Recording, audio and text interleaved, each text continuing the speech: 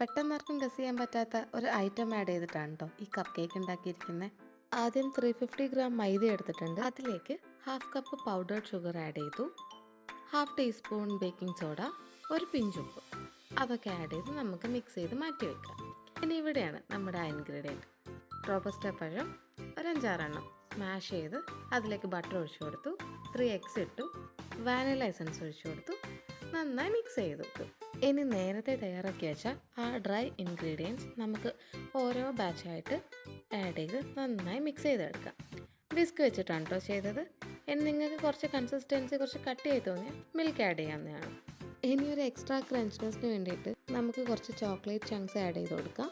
അത് നന്നായി മിക്സ് ചെയ്തതിന് ശേഷം നമുക്ക് 180 ഡിഗ്രിയിൽ ഓവൻ പ്രീ ഹീറ്റ് ചെയ്യാം. അതും കഴിഞ്ഞ് 160 ഡിഗ്രിയിൽ 20 മിനിറ്റ്സ് ബേക്ക് ചെയ്തെടുക്കുക. ട്രൈ ചെയ്ത് നോക്കിയിട്ട് കമൻസ് പറയാൻ മറക്കല്ലേ. ഒപ്പം ചാനലും കൂടി ഒന്ന് സബ്സ്ക്രൈബ് ചെയ്യണേ.